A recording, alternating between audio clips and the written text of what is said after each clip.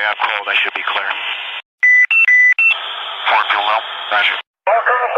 Some 30 million Americans are electing a president of the United States, a vice president, 34 United States senators, 435 members of the House of Representatives, governors of 34 states, and thousands of minor officers, county judges, and officials. When the radio first started, no one believed it would have an impact on politics. Because the radio was viewed as just another novelty, getting politics on the air was a gradual and tedious process. The first known example of politics on the radio was during the early 1900s elections and campaigns. Following that, the radio's involvement in politics grew gradually and therefore changed the environment and involvement of Americans with politics. The world began to become a much smaller place in the minds of many people as they began to see that we were all, in a way, interconnected. Radio became a vital link to information and had the power to influence people's opinions. People could find out what was happening in the world much, much faster and did not have to wait for the newspapers to print a story. When the radio was first invented in 1895, the airwaves were populated with amateur broadcasters who used the medium for personal communication, or who just played around with the invention. Radio frequencies became so cluttered that the federal government was forced to begin regulating it, and further increased regulation at the start of the First World War. In fact, they took over the radio waves in order to make sure military communication was discreet and efficient. This marked an expansion in the scope of the federal government, wherein it had the ability to regulate a new form of media. Further regulation came in the form of the Radio Act of 1927, which established the Federal Radio Commission. Because the 1920s was an era of unrestrained business, this commission favored corporate radio stations over non-profit stations. Many protested this treatment, and eventually, during the Great Depression, radio became more equitable.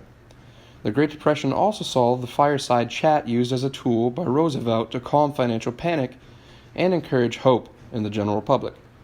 Afterwards, when World War II struck, radio was employed as a platform for government-sponsored war propaganda that, among other things, encouraged Americans to buy war bonds. This was the golden age of radio, where it was able to reach an enormous audience to sway public opinion.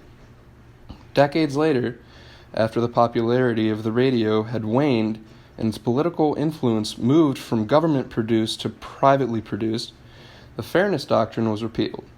The Fairness Doctrine mandated that both sides of a controversial or political issue be represented during a broadcast, which backfired and discouraged broadcasters from presenting unpopular opinions.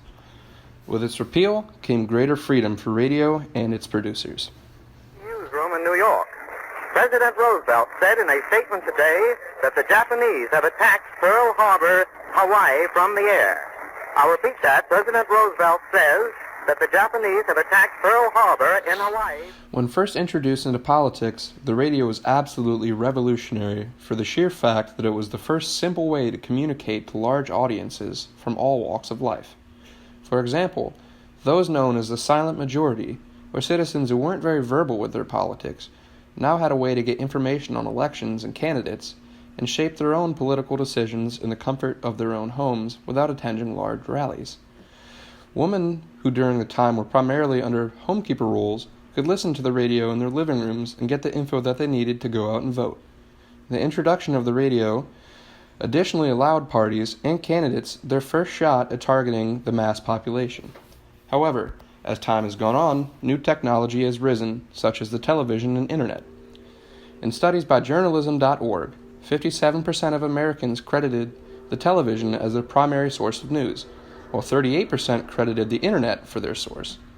This new technology also forced parties and candidates to move their campaigning away from the radio and bring them to these new platforms to keep up with the common voter.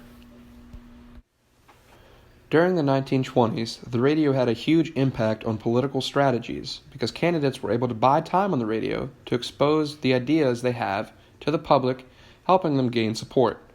However, in the beginning, it was very expensive to buy time on the radio, and another major problem is that there was a large number of radio stations, so there was no guarantee that your ideas would be heard by a lot of people. But the risk was worth the reward, because there was a good chance that the candidates would be heard because so many people owned a radio, and it was a major source of entertainment for them. After the 1924 election, the radio became the fastest and easiest way for Americans to consume politics and for politicians to gain an audience. During the 1924 election, the radio began broadcasting candidate speeches, the national conventions, and the election results. Though it had little effect on the election results of 1924, it majorly changed campaigning, especially speech-making.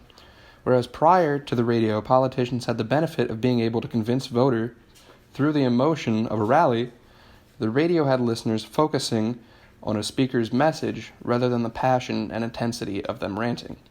Undecided voters became a target audience, and politicians had to broaden their bases as any American could tune into what they were saying. When listeners increased their focus on a politician's actual message, the result was that speeches became more enriched with political content. This, in addition to the ease and practicality of the radio for the common voter, shows how the radio further spread political awareness. In the 1928 election, the radio was a powerful tool covering hot topics such as the KKK and the highly contested election between Republican Herbert Hoover and L. Smith for the Democrats. In the 1924 election, the radio was the first tool used to keep up with the statistics of the race. In the 2016 election, the radio had heavy influence in talking about and exposing election scandals such as Donald Trump's supposed ties to Russia and Hillary Clinton's questionable use of her foundation's money.